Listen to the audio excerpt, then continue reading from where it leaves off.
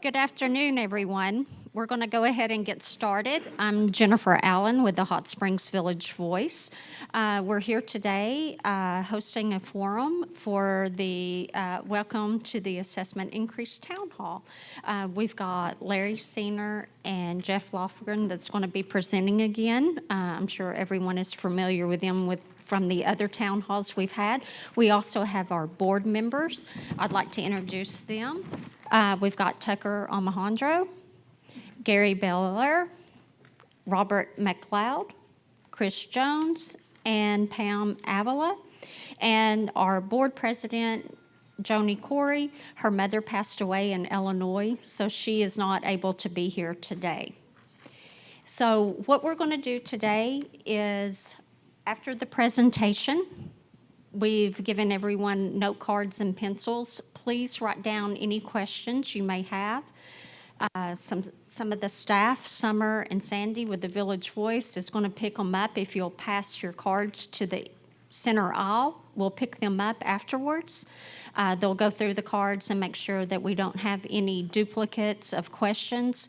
I will read off your questions, and the presenters and the board will be able to answer those questions. Any comments, please refrain from standing up and saying anything. We're going to go through the questions as fast as we can so we can get all of the questions answered. I'm sure that if you have any comments to make, they can wait until after the forum and maybe discuss it with one of the board members or one of the task force teams. So I guess with that, we'll go ahead and start, and I'll turn it over. Thank you very much, Jennifer.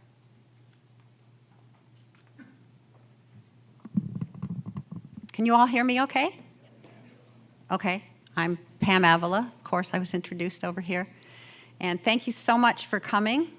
We hope you get an opportunity to get your questions answered.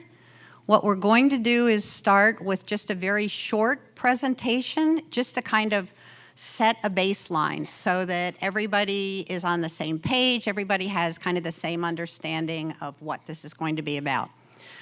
Let me ask a question. How many of you here are over 50? That's a few. That's a few of you. Okay. And the reason I'm asking that is because did you notice when you hit 50? I can't remember back that far myself, but when you hit 50, did you start to get these aches and pains, and you were going to the doctor more than you were going before you were 50? Did you see all that happening? Who said no? Really? Oh, good for you.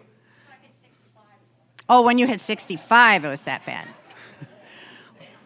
Well, the reason I'm asking is because the village is over 50, and it's starting to feel those aches and pains.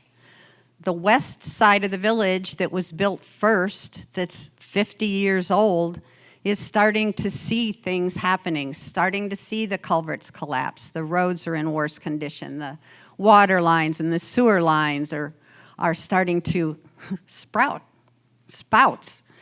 So it's a different time, and it's a different village than it was 20 years ago, 30 years ago, 40 years ago, when things were still pretty new and still in pretty good shape. It's getting older. It's starting to creak. So that said, we're going to move forward here and look at the assessments. The proposal that we're talking about is meant to take care of all of that infrastructure out there that is feeling its age, that needs to be taken care of. Some of it is past needing to be taken care of, really. So here it is for year 2022, improved $90. 2023 goes to 100, and 2024 it goes to 110, and then 2025 and beyond, historical CPI. So the unimproved goes 43, 46, and 49. And we'll explain more later the significance of those numbers and how we got there. So here's a really important item to know, and it's probably the most frequently asked question that we're hearing here in the village. If we give you this money, if you have that additional increase, how do we know you're going to spend it on taking care of the things that need to be taken care of? Is that what you're all thinking? Yeah? Good guess. So what we have done is asked the task force, the Finance and Planning Committee, our controller, Karina Federhoff, and even some of the legal team that we use to help create a policy. And I'm going to let Larry talk about the policy a little bit and just kind of an overview. He's going to explain how we're going to ensure that the money is going where it needs to go.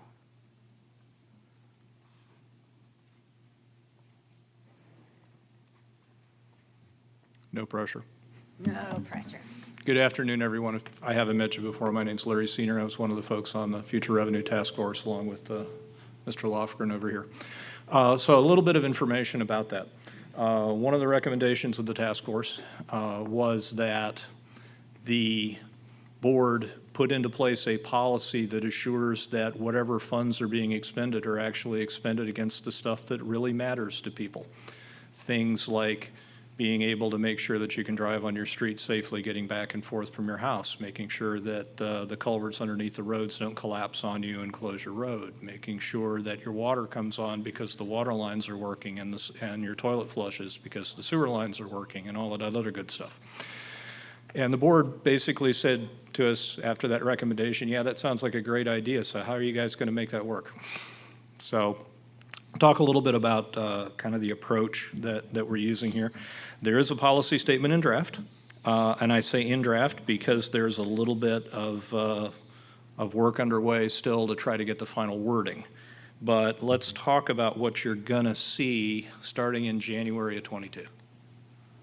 All the lines went away, that's interesting.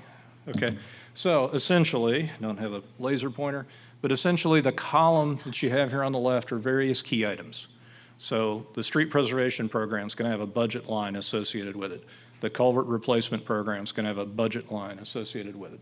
Fleet replacement, building maintenance, water and sewer line repair, water plant, sewer plant maintenance, roadside view and roadside safety view clearance kind of items, and a few other things are going to be on that list. So what you're going to see starting in the January financial report is you're going to see a budget line. That's how much money in the 2022 budget has been allocated to go take care of that particular item. The next thing you'll see is how much has actually been expended year to date. Yeah. Then you'll have a couple of status columns that'll be to the right-hand side of that. The first one will be, what did we do with the money we already spent? The second one will be, what's next? That's kind of the simplified view of the plan. But, for example, if we have a culvert replacement program that says that we're going to do, I'll pick numbers, 10 culvert repairs with contractors and 50 culvert repairs with POA staff, at the end of every month, you're going to get an update that says, how many did we do, how much money did we spend doing it, and what are we planning on doing next? You know, and you'll see that month over month over month going forward. Most of these items are going to stay on the list pretty much constantly. Streets, culverts, a lot of the other things, the building maintenance, all of that sort of thing is just kind of a continual function. You know, by the time you get back around to that building again, you're going to have to continue to work on it. There will be a few things that will come and go in the budget. For example, in the golf department, we need to recapitalize the golf carts. That doesn't start until 2023, so there isn't going to be anything in the 22 details regarding what we're doing about recapitalizing the golf carts because it's not time for them yet. But when that becomes an issue or when that becomes a focus item, you'll get a status on that. You know, other things will happen one of the things that needs to happen in the 7-year plan is that we need to upgrade the gates. The gates that we currently have were cobbled together using off-the-shelf components about 15 years ago. As you can imagine, after 15 years, they're pretty worn out. You know, they need to be upgraded and replaced. So we need to look at an overall repair and replacement schedule for those gates. What do we need to do? What's it going to cost? How long is it going to take? All of that sort of thing. So those, you'll see that when it shows up in the operations and maintenance table, you'll see that as a focus item. It'll be there for 1 or 2 years, however long that plan works out to be, and then it'll fall off of that focus item again because we'll have taken care of it. So that's essentially the simplified view of what we're going to be looking at here. Go back to the previous slide and explain it. Previous slide? Oh. Which one are you? Oh, so excuse me, I'm flipping back and forth here. So basically, these are the focus items that we're looking at right now in the policy statement. As you see, they match pretty closely to what you saw on the next slide. One bullet point on the bottom, no new amenities until we figure out how to pay for the ones we have right now. That's really the bottom line, you know? So that isn't always the most popular thing when you go through budget reviews. We can attest to that over the last couple of weeks because finance and planning's been going through the 22 budget. But that is fundamentally the plan, is first we got to be able to figure out how we're going to maintain what we have right now. Then once we get that taken care of, then we'll worry about what the future holds. So a little bit of data here, and then I'll turn it over to Jeff. You saw a version of this slide in couple of our presentations, and there was some feedback in the community about, okay, that's nice, what's underneath some of these numbers? So we'll talk about some of the big rock numbers. The first thing, and I wish I had a laser pointer, the first thing you see running across the right-hand side, is this thing actually? At the top. Hey, there's one, how about that? So the first thing you see is this little line runs all the way across all of those divisions. That's salaries. We do have to pay our people. There's been a fairly significant adjustment in the salaries of the police department and the firefighters starting this year, carrying into next year. Why are we doing that? $7 an hour less than what these people can make in Hot Springs or Little Rock. So most people are going to go chase that $5 or $6 or $7 an hour if they have that opportunity. So we're having a very, very difficult time retaining policemen, retaining firefighters because of that rather dramatic difference in pay rates. So there's been an adjustment in the police department already in 21. There'll be an additional small adjustment in 22. The firefighters will see a salary bump in 22. That will probably continue for another couple of years until we get close to parity with what the people around us are paying. If we don't do that, we're not going to have police officers, we're not going to have firefighters, and we don't want that to happen. So that's an example, but regardless of what organization we're in, we have to pay the people to do the work. And if you've been to any of the restaurants around here recently and see the struggles they're having trying to get staff, imagine the struggles you have trying to get people to staff garbage trucks or dig holes in the ground in August when it's 98 degrees, you know, compared to people working in places like the restaurants or Walmart or wherever it is you happen to shop. So you can understand some of the challenges that we're facing from a salary standpoint. So some of the other things, most of the big rock items we'll hit are going to be in the Public Works Department. So the first thing here, the culverts in the streets are going to take on average about $1.4 million a year. If you were in some of the FRADF presentations, we talked about $1.2 million a year for streets in 2021 dollars. The reason we said 2021 dollars is inflation is a fact of life. That $1.2 million in 2021 is going to be more like $1.4 million by the time you get out to 2024.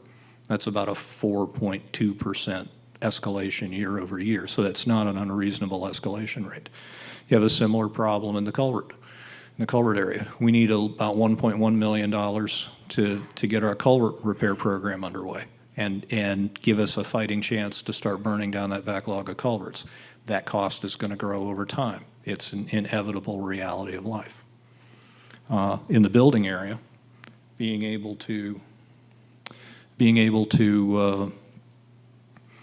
keep these buildings maintained, being able to keep roofs on them, being able to keep the exterior sealed up so that we don't have water intrusion in storms, being able to keep the interiors places that you want to bring people to and that you want to come to whatever event you happen to be coming to in that particular facility.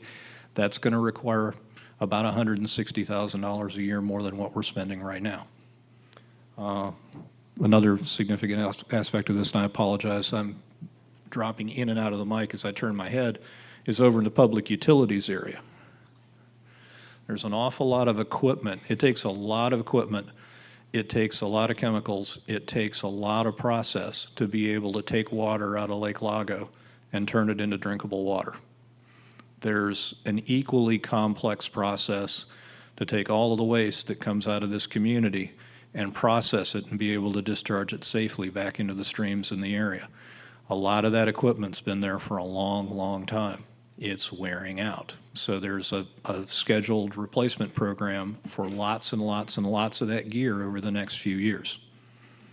That's on the order of about $1.4 million, $1.5 million a year to be able to do that work. On top of that, we talked about the aging community. We've got a lot of water lines that have been in the ground for a long time. We've got a lot of sewer lines that have been in the ground for a long time. In order to be able to take care of those, it takes the dollars to be able to acquire the pipe, and it takes the human resources to be able to go out there and dig that pipe up and replace it. One other item here, and then I'll move on. In public safety, you see vehicles, $302,000 a year. That's an average number over that 7-year window. Why $302,000 a year? We have 4 fire trucks that we need to replace in the next 7 years. One of them will be replaced next year. It's a 1996 fire truck. We were all young in 1996. So is the truck. We're not so young anymore. Neither's the truck. It's spending a good bit more time in the doctor's office than about as much as we are these days. So unfortunately, fire equipment is extremely expensive. That's a $400,000 truck. We have 4 pieces of equipment that have to be replaced in the next 7 years. It's $1.9 million all by itself. That doesn't count the fact that every year we have to replace 2 to 3 police vehicles because they wear out. They put a lot of miles on those cars every day, and they have to have reliable vehicles to be able to go out there and support you in the community. So that's another part of that cost. The other items here are really here for your information, but those hit most of the big items. I will hit the golf department here just a little bit. We don't have to recapitalize the golf carts until 2023, but we have a little over 600 golf carts that we have to recapitalize. Ballpark $600,000 worth of expenditure to replace those carts. They wear out just like every other vehicle does. We've got about another $600,000 or $700,000 a year of golf maintenance equipment that has to be recapitalized. All of the mowers, all the fertilizer spreaders, all of the other pieces of equipment that are needed to be able to keep the courses in tip-top condition and allow us to charge people that come in from the outside $75 or $80 bucks a shot to play the golf course. So there's good revenue to be made from those people, but the courses have to be in good enough shape that people are willing to pay that money to be able to come play golf here. On top of that, we have a couple of golf courses where the bunkers have been in the ground for a long time. If you play golf, you've seen some of the bunkers are a little bit like hitting out of the parking lot some days, especially right after it's rained. They need to be upgraded.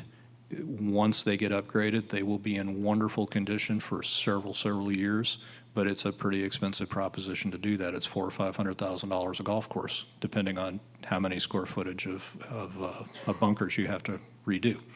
So those are some examples not by any stretch of the imagination all the way down to the bottom of the list. There's a couple of hundred different items that make up that list.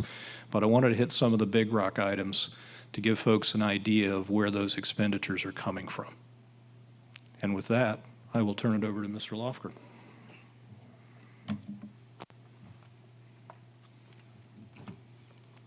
Okay, so just to kind of roll it all up, because that's kind of the bottom line numbers that we have to kind of figure out what we're going to have to pay for. This chart is we've used multiple times, so let me explain this chart just a little bit so everybody understands it.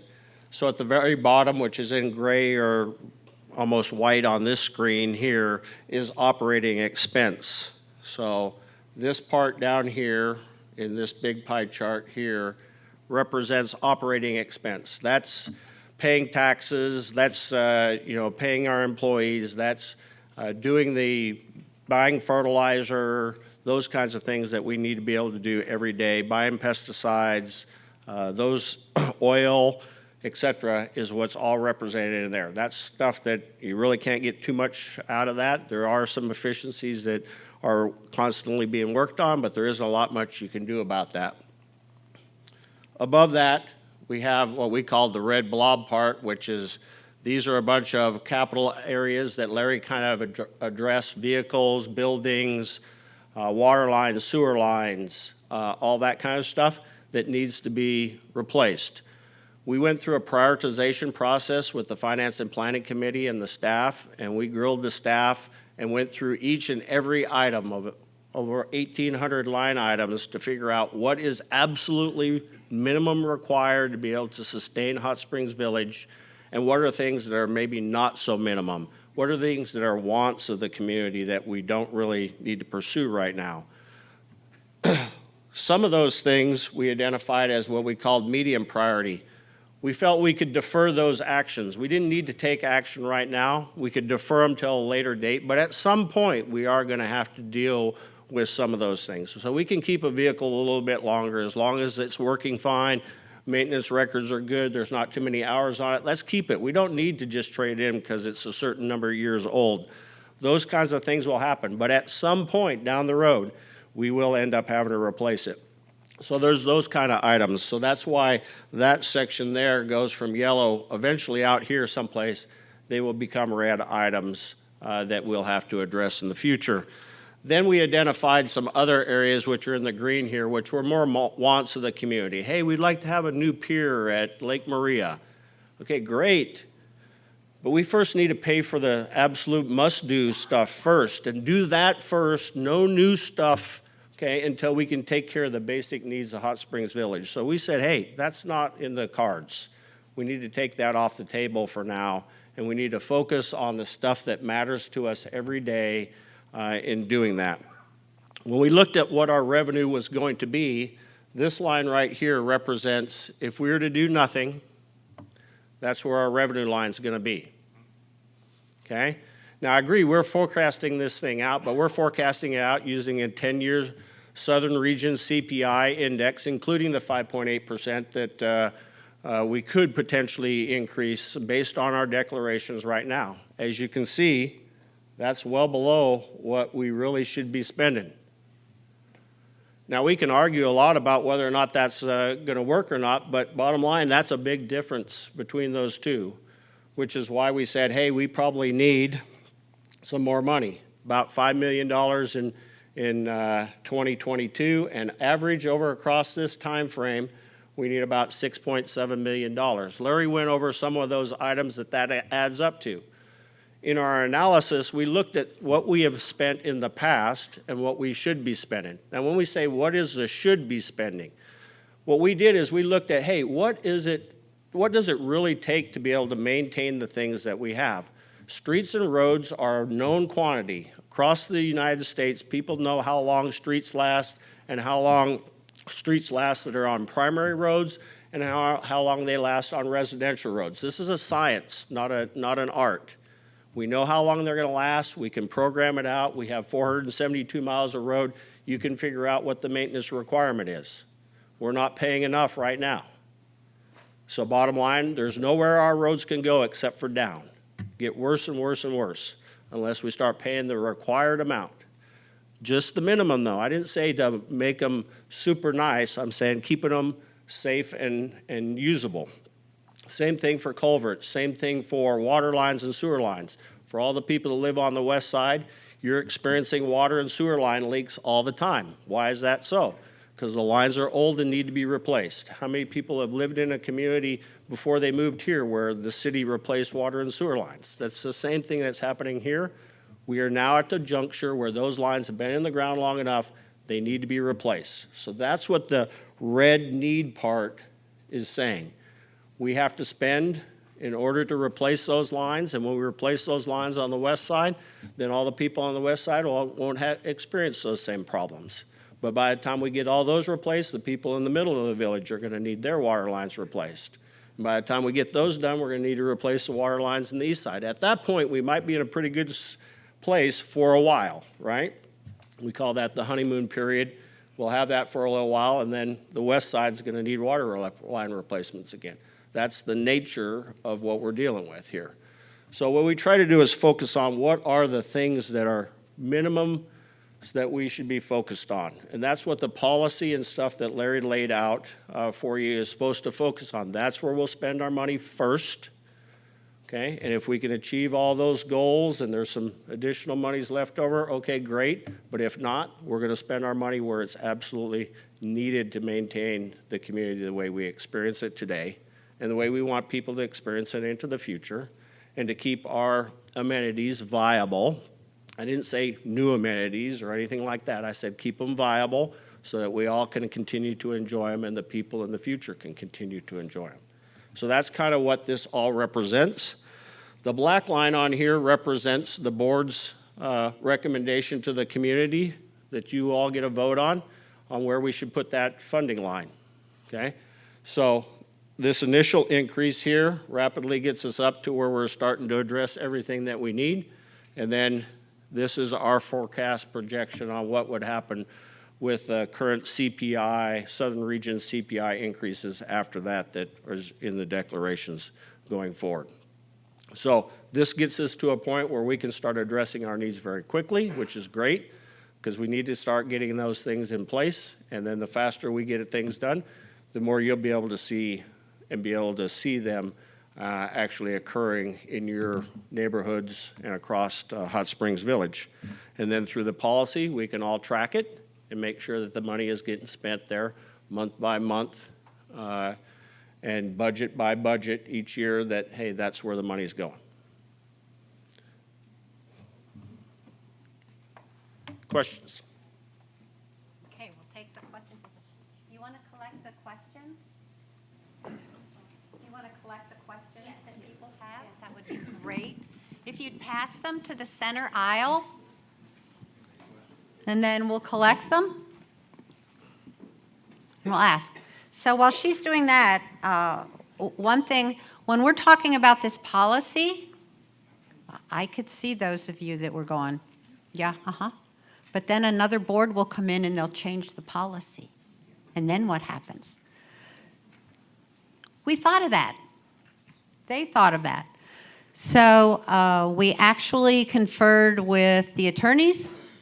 There's going to be a change to our governing documents that requires a supermajority of the board to make a change in a policy like this. So it won't be easy to do. The other part is you have a responsibility, and that is you need to keep an eye and make sure that your boards in the future are not trying to change things like this. So we're putting as much in place as we legally can, and then it falls to you. So we can work together, make sure this policy stays in place, make sure the money is spent as promised, as needed. Okay. Are we ready with the questions? Yes, as Sandy and Summer are still collecting some of the questions, we did ask residents who couldn't make it to the forum today to submit any questions they might have. So there are a few that came over. So the first question is, how is it fair that non-resident property owners pay lower assessment amounts? Tucker. Want me to take that one? Okay. I've done a little figuring myself. You take the gates and many of the amenities that we have in the village, the gates, the fire, the police and all that, you throw that all on the villagers because we're the ones that get that. No non-residents gets any services from any of that. That equates to about $55 a month for residents that live in the community. Well, that puts us at paying $15 and $14 more. But there's $54 that we get, we pay for and we get that they don't get. So, and another thing, people say this all they want, you will never get an assessment increase passed unless you had a two-tier system. We would probably be broke today without it, or broker than we are. Okay. One of the other questions that we had, amenity fees. How is the $350,000 funded each year for 3 years? I'll go on that one too, I guess. Yeah, they can take that one. Yeah, Larry, you take it. Yeah, so let me take that one because we've already been through it. So for about the last 2.5 weeks, we've been looking at the 22 budget with the staff. Before we went through the 22 budget, we spent a little bit of time going through the fee structure. So the majority of the fee changes are going to be in the golf department. Those of you that are annual golf members, sorry, I am one. I hated to do it to myself, but I did. I believe the annual membership is going to go up about $100 a year. Not exactly going to be a break the bank kind of a moment, but we have a lot of annual golf members. Cart fees are going to go up $1. They're going to go from $12 around to $13 around. If you buy a cart package, I think they're going to go up. Dangerous place to go in memory, but either $50 or $75 for the year. That's going to be the bulk of the amenity changes. There are a few small changes to other amenity fees, but for the most part, those fees were left unchanged. One thing that I absolutely know is left unchanged is pickleball fees for next year. Given the circumstances with the pickleball courts, it didn't seem like a really good idea to request a fee upgrade there. Next question. What historical CPI did you use in your model, the specific escalation rate? Okay, so according to the declarations, Southern region of the United States Consumer Price Index, June of the preceding year, all items. That's what the declaration says is the maximum amount that the board can raise an assessment rate without a voting action on the part of the members. So prior to the 2021 CPI coming out, if you went back to the previous 10 years, it averaged 1.6% per year. When the 5.8% increase came out in June or July of June of 21, that average went from 1.6% to 2.2%. You had a significant increase on one side, and on the back side, it was a very, very small increase that fell off in that 10-year sliding scale. Yeah, I think it was minus 0.1% or something like that. It was a crazy year. Okay. Next question. Can a resident get a detailed expense report of a specific project or line item on the financial report?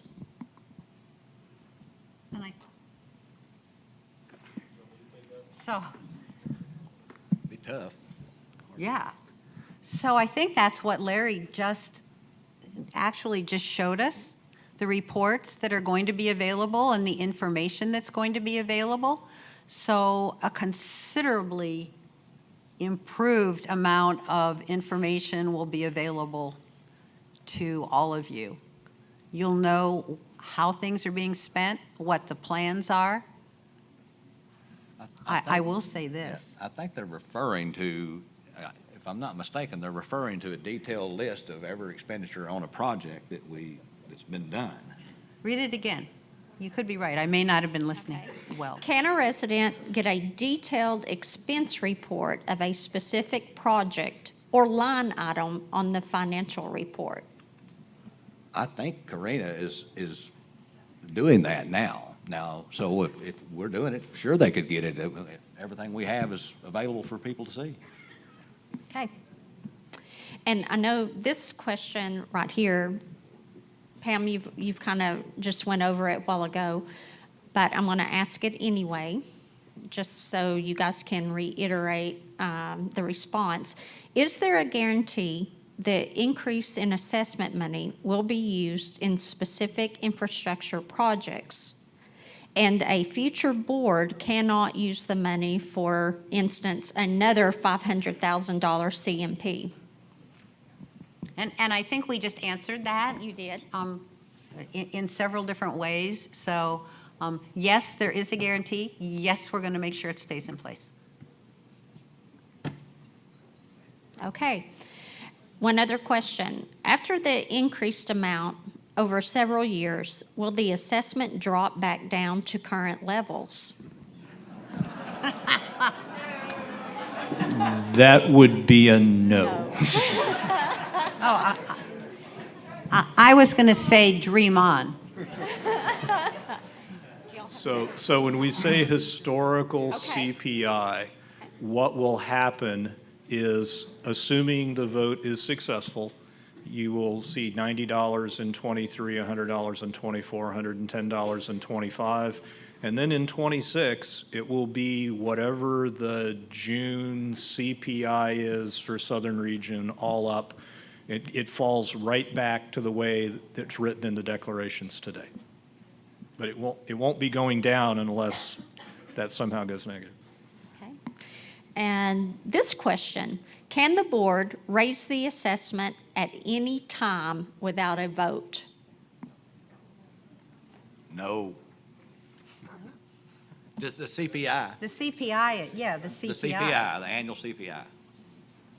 So that's the only assessment that we can raise without a vote.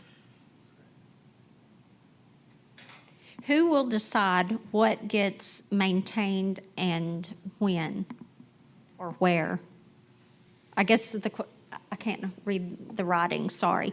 Who will decide what gets maintained and when? Go ahead. Larry, probably. Go, Gary. Each year County during goes- the budget building process, which is going on right now for 2022, each year that process goes on, the staff will be using and referring to that rolling, what I call the rolling 3 to 7 year operation and maintenance schedule we've been talking about since about February or March. And so when it rolls over to 2022, the staff will be working on that first column in that table. So in 2023, in the fall, they just take the next column. That's why I call it a rolling table. So they know the priorities set by the board, and the board has to approve that budget. So they know that putting something on the budget that's supposedly on that necessary list is required. And that's my take on what we're going to be doing. So the staff is well aware of what's going to be on that list for streets and culverts, water and sewer lines, the golf course maintenance eventually, and the fleet replacement. Like Larry said a while ago, we have a lot of vehicles that have outlived their useful life. So just to add on to that, just to give you a little bit more specifics on how do we know what the priorities are. So I'll give you 3 quick examples. So in the streets department, they go out and survey the streets on a regular basis to figure out where are the problems in those areas. And then they forecast and plan that out over time. So there is already a plan in place. Now, obviously, if something happens to a road, then they will incorporate that into either a change during the year or whatever. Just like a culvert collapse happens, you got to respond to it. Water and sewer lines, they know which water and sewer lines are most problematic. They're going to start there and then work their way along there. So where the water leaks are, those are the ones that are the top priority to fix first, and then the next ones and the next ones. The same thing for sewer. For fleet department, for vehicles, they have a really good fleet manager here who tracks everything from maintenance, from how old it is, how many hours it has on it, availability of parts, all of the things. It's a metrics-driven process on which ones need to be replaced when, not just because they're 5 years old, but no, are they still useful? All those things. So very metrics-driven. It's a plan. It can be understood, and it is basic best practice of what you would see in any fleet manager around the country. So that's the way the priorities are being set in where we should spend our money, when we should spend our money. Hopefully that helps. Okay, next question is, are we leasing restaurants out? If not, why not? I noticed that some are empty most of the time.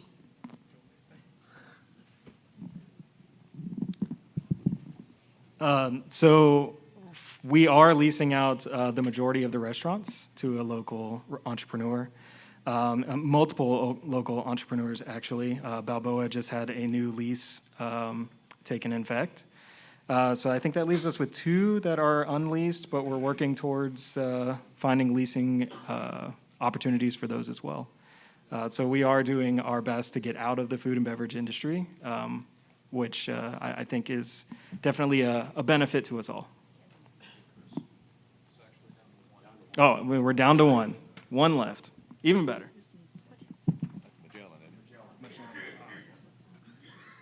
Yeah, Magellan's the only one left.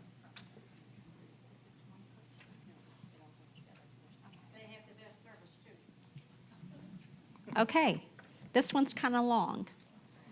Many villagers have requested that a special assessment option be on the ballot. The purpose is to ensure the funds are restricted to infrastructure repair. Why has this been refused? I'll take that one. Well, hang on. Hang on, it's not over yet. Any policy you write is non-binding. This is why a special assessment is what is needed. Our last assessment increase was promised for infrastructure repair and then diverted. We didn't want that to happen again, or we don't want that to happen again. Policies aren't binding on future boards. Go ahead. Jeff was going to take that. Go ahead, Jeff.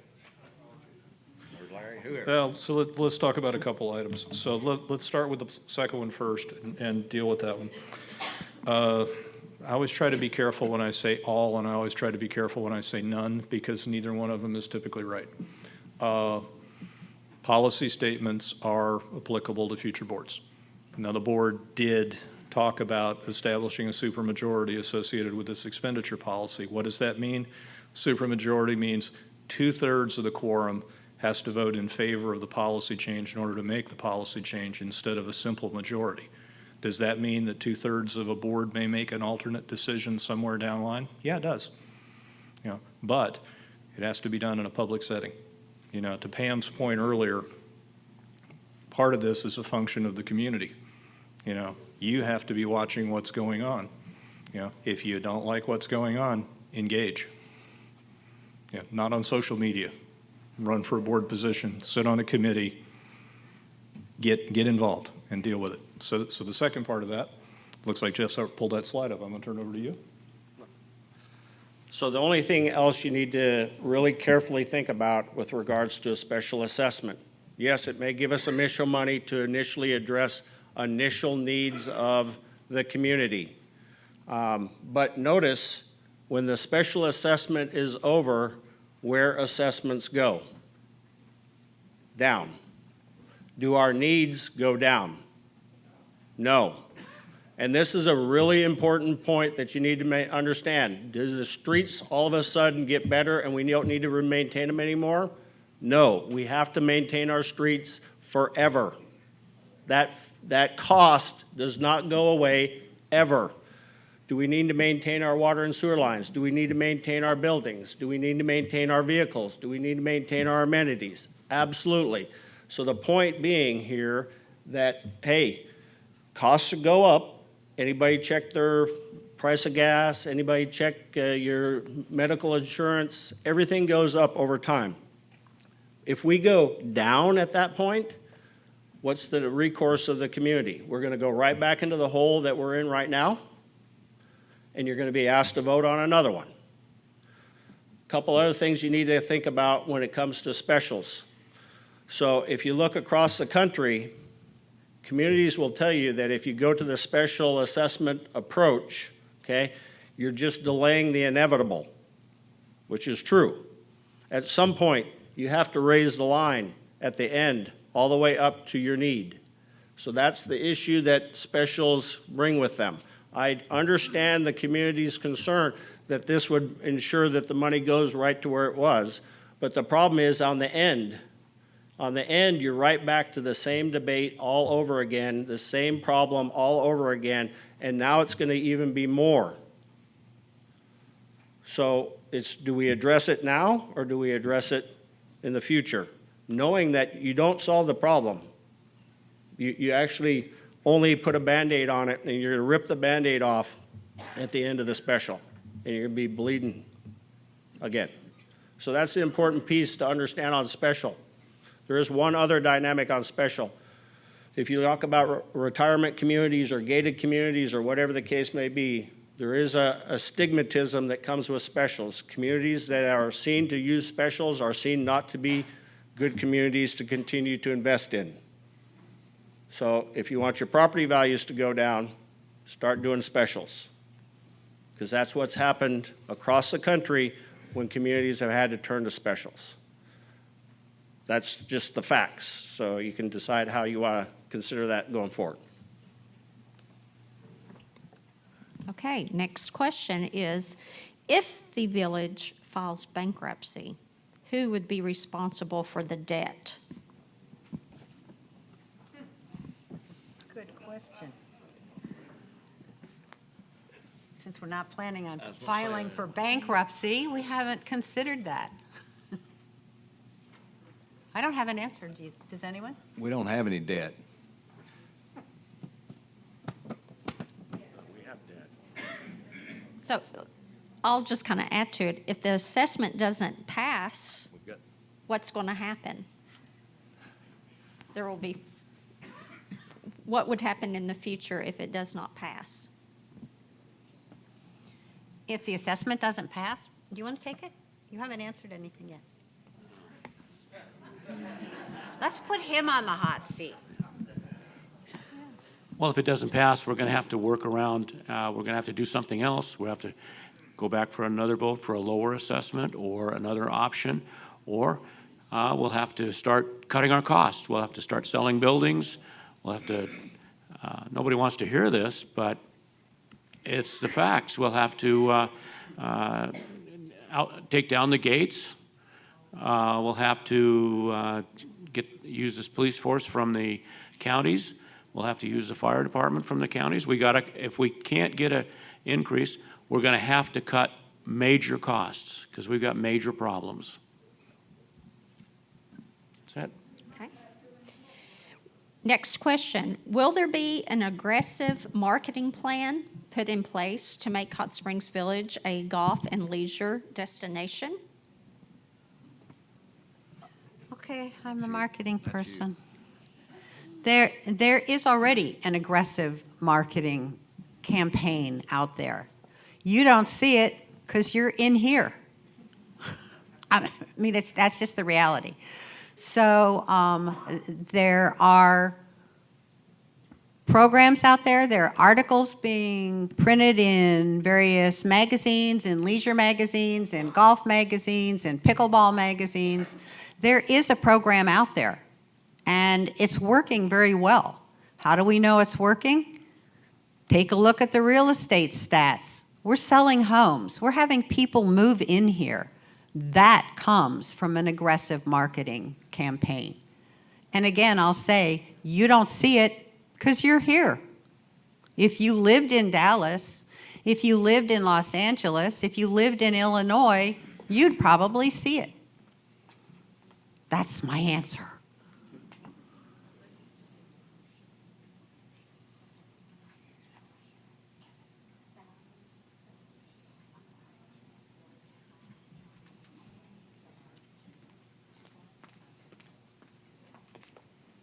Okay, this card has 3 questions. One, I think, is already answered. What is Plan B if this proposal does not pass? I think we've answered that just a second ago. Second question, will Hot Springs Village be leasing golf carts again or going back to ownership? The Finance and Planning Committee will be working on that project as best as I can recall. When the proposals come out, I believe that's the first step. And Larry is chairman of the committee, so he may have a more specific answer. Well, so the specific answer to the question is we don't know yet. And why do we not know yet? We're going to send out a request for proposal. We're going to identify the number of golf carts that we need to recapitalize, which is a little bit over 600. We're not going to do one golf course a year. It's going to be a multi-year program for the total golf course package. There are, from my understanding from the folks in the golf department, there are 3 viable vendors out there who would potentially respond to that, all of them national firms. And we will ask them for their best cost on a buy and their best cost on a lease, and it'll be best value and factored into the cash flow needs of the community. But exactly what that outcome's going to be right now, I can't tell you because we haven't even written the RFP yet, because we don't have to recapitalize them until early '23. So we have a couple of other contracts we'll be working on before then, but that's kind of the plan of attack. Okay. The next question involves restaurant salaries. It says, I thought Hot Springs Village is, or turning operations over to entrepreneurs. I think we answered that, right? Yeah. Yes. All but one of the restaurants are now leased out to private operations. We have no staff involved there or anything like that. I might add, it's Magellan, right? The only one open. And I can't speak for John Paul, but one of the comments I heard him say was he thought that was a good idea so that people would kind of keep an eye on a price baseline. You know, there's one way of saying it, keep them honest. If I could make just one quick comment on that, just to make sure that people didn't misunderstand our slide, and I'll pull it up here in just a second. But we said in food and beverage, we had a big negative there in the red of $900-something thousand.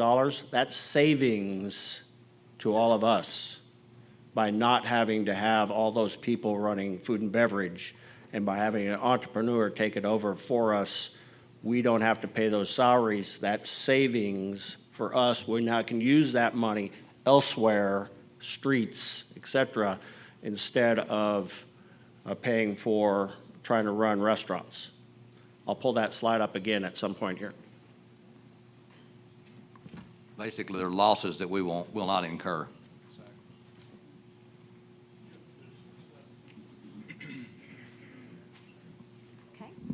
Okay, next question. Will any of the new potential assessment increase be used for any portion of infrastructure for new lodge, Poema Drive, the new boutique spa off Diamante, and the new townhomes at the East Gate?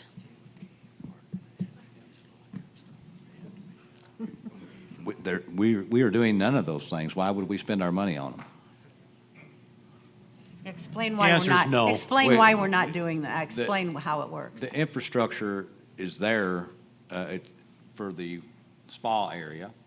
We're actually going to make a pretty good profit on that when we get all the permit fees and so forth for infrastructure that's already there. They will be building the neighborhood, not us. Those are two separate lots. We have our utilities to those lots. We're done. We may have to set meters on one. Same for the other area, which is probably on hold right now. The water and sewer, there's a road back to it. The water and sewer's there. They're probably going to take some out because they've got too many water and sewer meters back there because it was a street. The other townhouse area, he bought the lot. He will be developing that. And I'm sure we have water and sewer right there to it. It goes down the road right to it. So, but we will be getting permit fees on all that and paid for the water and sewer that's already there. Okay. When the assessment increase has passed, how would the status of the expenditures be communicated to the membership? Will it be the newspaper or at meetings or emails, and how often? The status of what, I'm sorry, I didn't hear quite all of that. Expenditures. That's the monthly reports. Okay. Okay, so I don't think the plan is to dramatically change what's happening right now. Every month, there's a financial report published for the community that identifies, it's pages and pages and pages long, that identifies the roll-up revenues, roll-up expenses, and if you go to the back part of the document, you will actually see detailed breakdowns by department of planned expenditures, actual expenditures, variances, all of that sort of thing. In addition to that, what we've already talked about with the table that identifies the items of special emphasis and how much is being expended against those items and what status is going to look like is going to be added to that report. You know, all of this information is already out there. You just have to look at it. It's on the website. It's in the members section, in the board minutes. It's also in the financial reports. It's out there. We put it out there for you to see. And we'd like you to see it. It's important that you know. Okay. These two questions kind of go hand in hand, so I'll read both of them. Why is income from courses not maintaining them? The second question is, why can't we just raise fees across the board to meet our needs? Golf, car, boat stickers, lake fees, Coronado Center?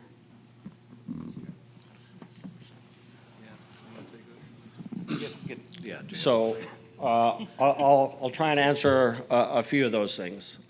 First of all, I think we all have to understand that for golf and our other amenities, they were meant to be subsidized. They were never meant to be self-sustaining enterprises. That's the community you joined. That's the community we have.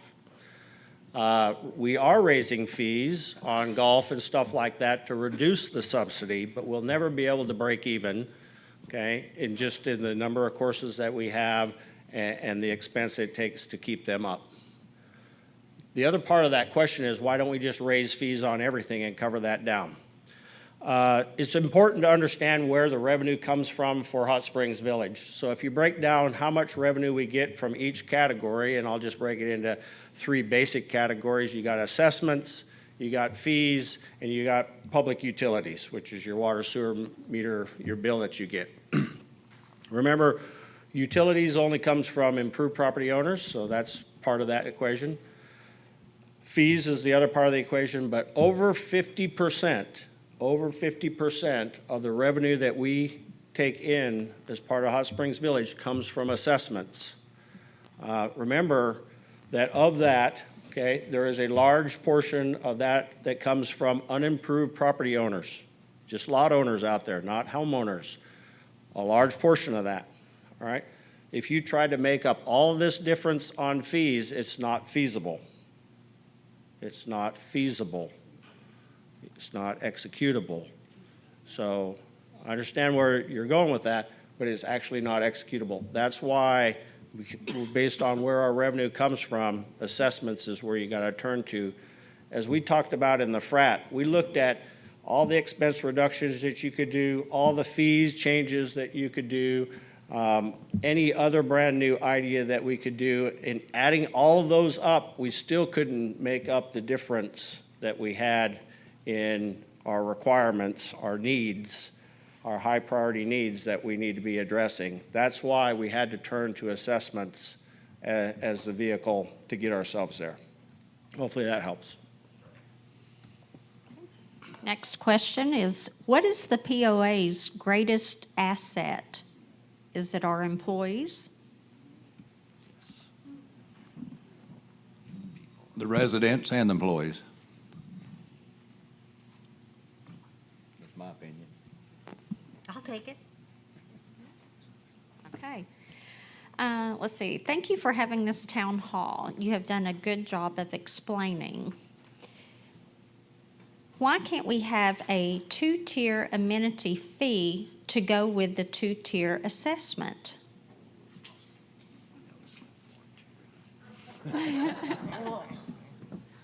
Okay.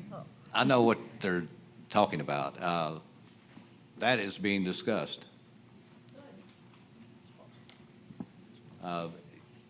We have a lot of people that live, call it Chicago, that never use the place, but we have a lot of locals that do use it, and we did look into and still discussing a different fee for non-resident property owners that actually use the amenities. That would actually bring them up. The ones that do use the village would actually get them closer to paying what we're paying every month because we get to use them too. Have you guys taken into consideration the amount of non-developed properties will go into arrears when you increase these amounts, plus even those with developed properties? Let me do that one too, because I thought about that. Honestly, I believe we shouldn't have asked to raise them any, but if we didn't raise them any, the villagers wouldn't have voted for it either, so we were kind of between a rock and a hard place, and this is me speaking, my opinion. But I doubt that there's many going to be that have homes on them because they can't really just walk away from it.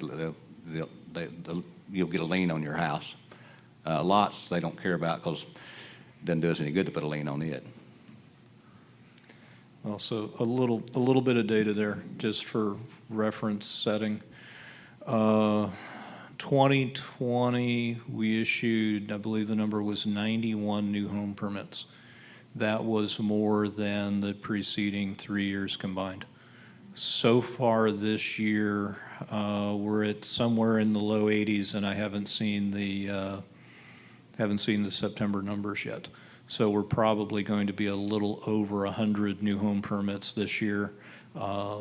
Right now, the demand does not show any sign of easing up. The real estate sales are high, the lot sales are high. A lot of people are not finding what they want move-in ready, so they're buying lots, and they're right now in the queues waiting for the builders to have the opportunity to go build property for them. The builders are pretty much maxed right now. They have two challenges right now: raw materials and subcontractors. You know, when they get raw materials, they can't find the subs. When they find the subs, they can't get materials. So it's taking a little longer to build homes than you like, but there's quite a bit of pent-up demand out there. Now, if the assessment increase changes on unimproved lots, will there probably be some people that go, well, the heck with it, I'm not going to pay my fees anymore? Well, sure, that's certainly a possibility. That's actually kind of a continuous function. There's been a fairly aggressive program going on the last couple of years to try to pursue these folks and encourage them to come back to the path of solvency. It's been fairly successful. There were quite a few people who quit paying their lot assessment fees last year when they were out of a job because of COVID and things were really, really, unsure. A lot of those people have come back. But there'll certainly be some degree of loss there. But at the same time, there are several hundred lots a year that are being sold. So some of these non-productive lots are being sold to other people who are paying bills. some of these non-productive lots. Some of these lots have been purchased out of the Commissioner of Public Land Sales to keep them out of the hands of land speculators, back into the control of the POA. So there are a variety of mechanisms that they're using to do that. So yeah, there's probably going to be a little bit of loss there, but it's a manageable loss, if that makes sense. Okay. What is the plan? Let me, Oh, let I'm me sorry. follow up with one thing. I think this year was the first year in many years that we actually gained in lots paying dues rather than lost, which is very encouraging. Maybe it's plain, leveling off. I don't know. Okay. What is the plan to patch the annual $2 million deficit in the golf department?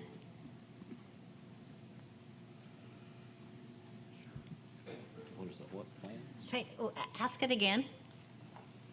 What is the plan to patch the annual $2 million deficit in the golf department?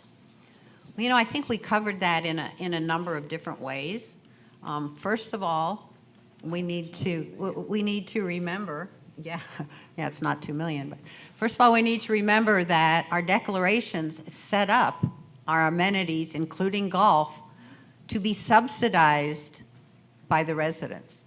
So it was never intended that golf or any other amenity would be a break even or a profit maker. There we are. Because that's the way Cooper set up our declarations. That's the way communities work. The villagers and a lot of your Sun Cities and so forth, you don't even pay for golf. Your assessments pay for it. So we're pretty lucky that if you're not a golfer, that it's not free for us, for the ones that are. Okay. Our next question. What happens if or when the private leaseors bail out? Are we back in the restaurant business? Yes, until we can do something else. We can't shut them down. People want to have something to eat. It's an amenity too. What was the red box of $966,000 for food and beverage? I'm new here. What is CPI? Okay, so the $966,000 per year, when the POA was running all of the restaurants, the loss rate was a little over $1 million a year. They have successfully negotiated arrangements with 2 or 3 different organizations now to outsource those restaurants to those organizations. So the restaurants are leasing the space. They have the responsibility for all of the food costs. They have the responsibility for profit loss in the respective restaurants. With the exception of Magellan, all of the other restaurants are now in the hands of private individuals. So that $966K is a lack of subsidy that the community no longer has to provide. Right now, last year, $1 million of your assessments were going to subsidize the restaurants. It's a savings. And the Your Voice is a website link if you have questions, comments, suggestions, whatever that might happen to be. Okay, and did you explain CPI. what CPI is? What CPI is? Yes. That was one of the questions. Consumer Price Index. It's a fancy term for the government's assessment of what the increase in cost of goods and services are. Unfortunately, it doesn't typically reflect the real cost of goods and services, as you probably have figured out the last time you went to the gas station or the grocery store or open up your insurance premium for next year or whatever. But it's the government's attempt to try to identify what the cost increase is. Where does adding an additional parking lot at the pickleball courts fall into the hierarchy of needs versus wants? Want. Yeah. I think at one of our board meetings, we determined it was a want and not a need. Okay. Do commercial businesses and churches pay higher assessment rates? Why not going out for bonds? What? 2 questions. Yeah, it's 2 questions? Do commercial businesses and churches pay higher assessment rates? And then the next question is, why not going out for bonds? I'll take the first one, you take the second one. No, each property comes with one assessment. A commercial property has one assessment. Now, there is exceptions to that. There was negotiations done with Mount Carmel. They're set up different. I think we collect many assessments there for each living unit, from what I understand. But that is a living unit. Most commercial places are not living units. They're not people there. They're businesses or hobby shops or So storages. they pay the same assessment? They pay the same for every lot. You know, if it's on 2 lots, they pay 2 assessments. If it's on 1, they pay 1. So, Okay. So our village of just under 16,000 Did you want to get the other individuals. one? let him. Oh, I'm sorry. Bond. Sorry. So also to the commercial, the commercial entities pay the same assessment, but there are differences in some of the other fees that they pay based on their utilization. So that's just one thing to consider. Bonds. So let's talk about bonds. We did look closely at bonds as an option to address our needs. One point to make, we can do bonds here at Hot Springs Village. It can only be used for water and sewer. So all the other challenges that we have, can't be used for those, but it can be used for water and sewer. And it is a viable option for us to consider. Things to think about, though, when you use a bond. When you use a bond, you're going to pay for it for a very long time. All right, so if we calculated out, if you wanted to try and address the needs within that 2022 to 2027 timeframe, we need about a $10 million bond. We'd probably have to pay that for 20 years. What happens after 2027 and we need more utility work? Well, we already spent our bond. Could we go for another bond? Well, we have limits on how much we can borrow as part of the POA, and that's given in our guidance and that we have to follow. So at that point, we would probably not be eligible to go get another bond to continue to address our needs, and we'd have to wait until we paid off enough of that bond to be able to free up resources to go for another bond. So again, it is not a solution. It is a temporary fix. It can be used efficiently if you have a major project like a sewer treatment plant or something like that, where you know it's a fixed single point, and then you're going to be able to have a long return on investment. That might be useful, and that might be something that we want to take into consideration in the future, because there are some of those things that might face us into the future, but not right now. So that's kind of our analysis that we did on bonds. Okay. Our village of just under 16,000 individuals cannot afford to maintain and operate 9 golf courses. What is wrong about the above statement?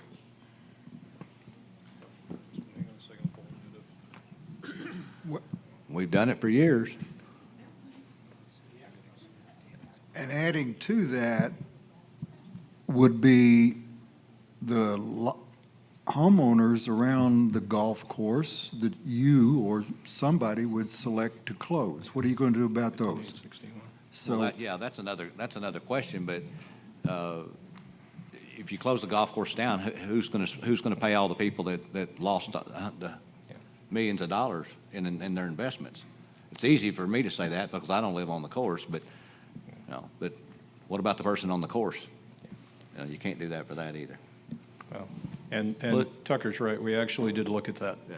So here's one of the challenges you have, and I don't remember the exact numbers of houses around golf courses, but matter of fact, they're sitting right here in front of me, because somebody has notes.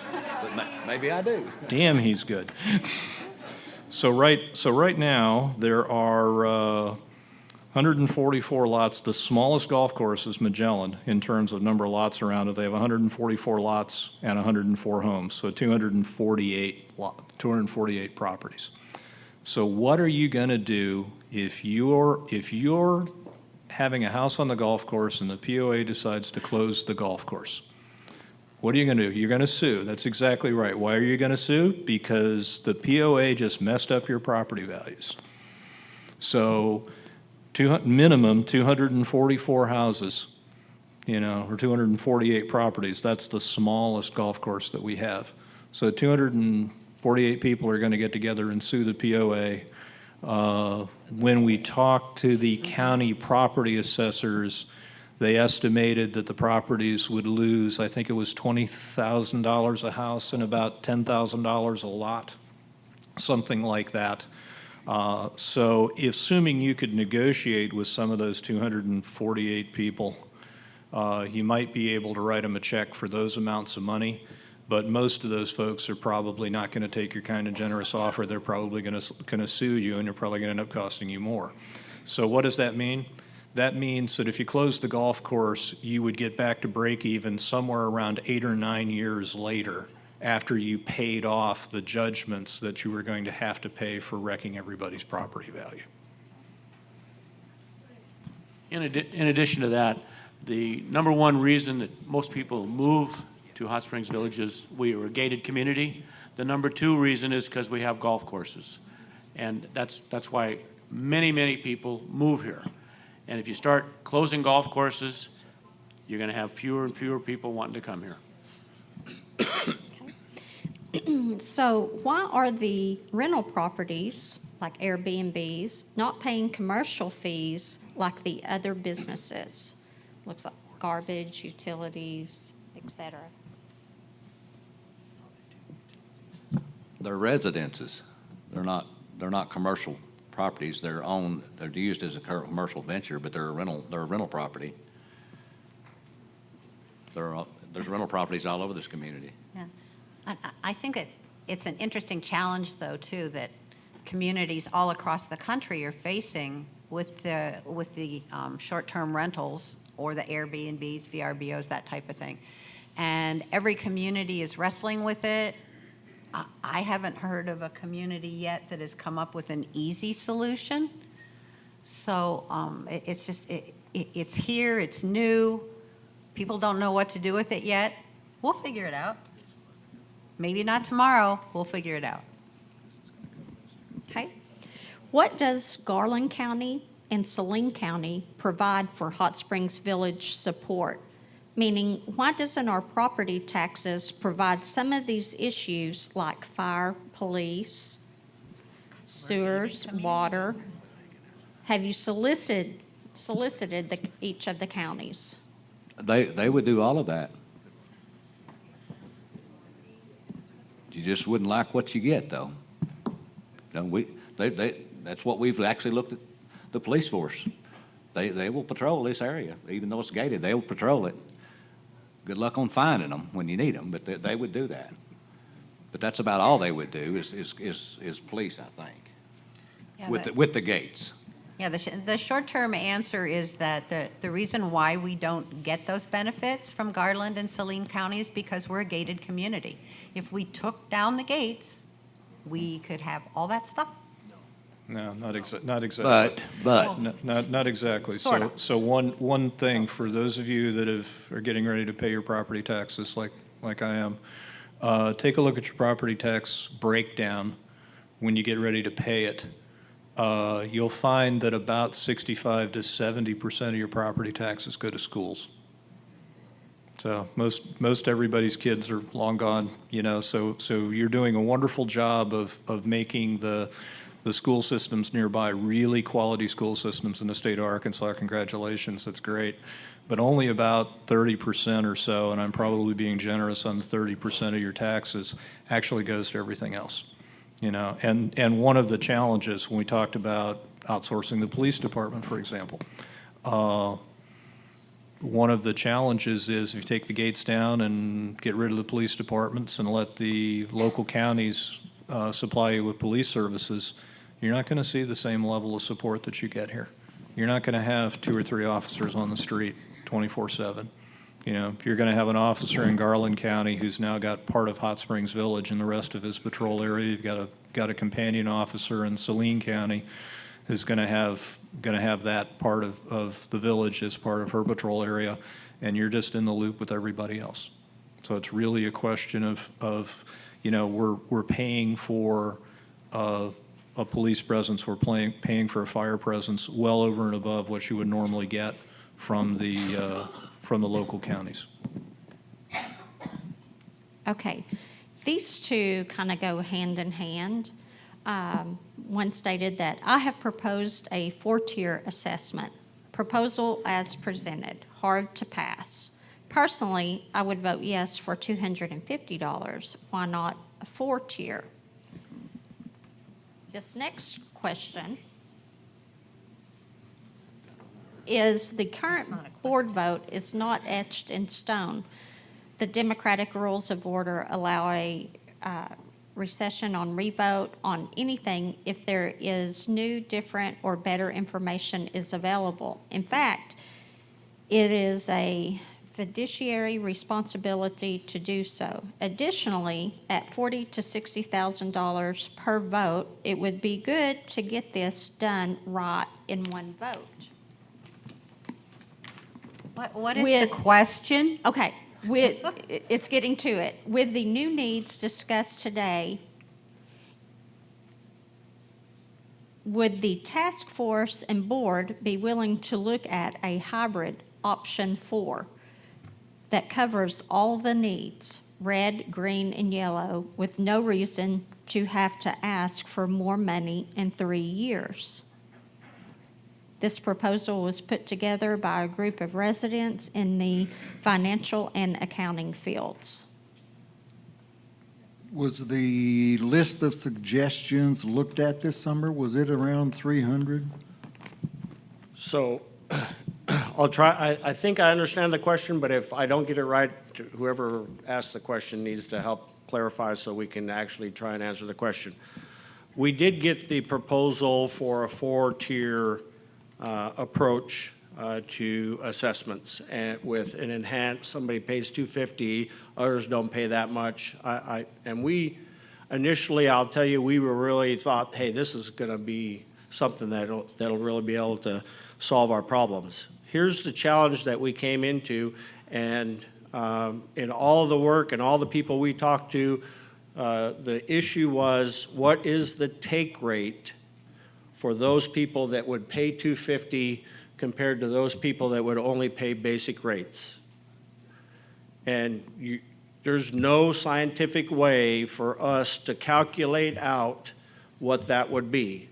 And our concern giving something like that to the board with no understanding of what the results would be, because the results could be negative.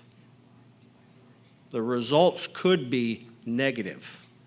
So when we looked at that, we went, I'm not sure, given what we know, unless we were to go out to the entire community and say, which one will you vote, which one will you sign up for ahead of time before we vote, so we can do the math and ensure that we're actually going to solve the problem. We couldn't do that. So that became our challenge with the 4-tier. Yes, the 4-tier or 3 tiers have been used in other communities. We didn't discard that. We even looked at what those communities did, but they started that way. They didn't change to that way. So that's something that, I don't necessarily disagree that maybe we should continue to look at it into the future, but somebody has to be able to figure out how many people are going to sign up for the high-end, assessment, and how many people are going to sign up for the low-end assessment, and figure out what that looks like also on the unimproved and improved or unimproved property owners, and be able to give us some kind of confidence that a recommendation to whichever board is sitting there, that they could actually go, that this is in benefit to the community. So in their fiduciary responsibility, they have to have confidence that the numbers are going to work the way they are designed. And in that case, as a task force, we could not give them that confidence to pursue that option. Now, if I did not answer the question correctly, we're happy to take a revision on that. Is the board negotiating with Cooper to buy a large lot? a previous board member claims you are?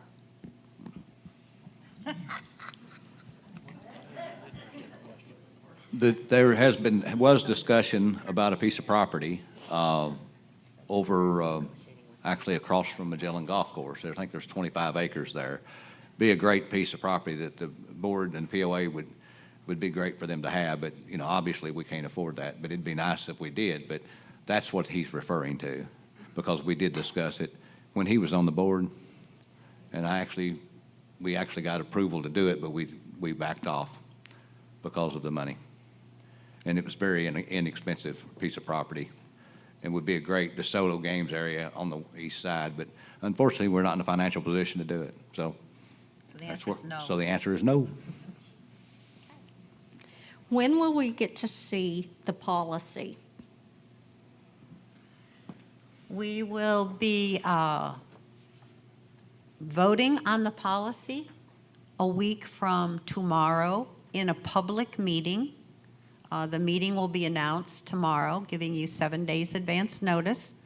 You may attend. You may see us vote on the policy at that time. It will be published immediately afterwards. So it will be out there for everyone to see a week from tomorrow. That's right after the discussion session, isn't it? Yeah, it's immediately following the discussion session.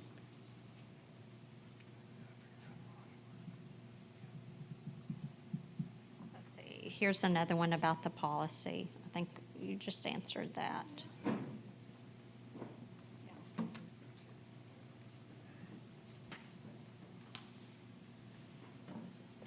Does the board intend to vote the CPI increase of 5.8% in addition to this proposed assessment increase? Take it. No, we're just going to do the assessment increase, and then the CPI takes over in 2025. So it won't be both.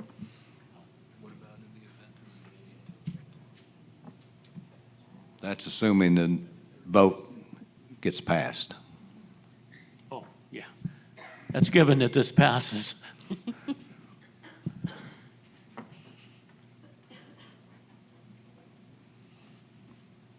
I'm going to try to read this one. Public utilities have a monthly billing for water and sewer. How much of assessment will go towards water and sewer?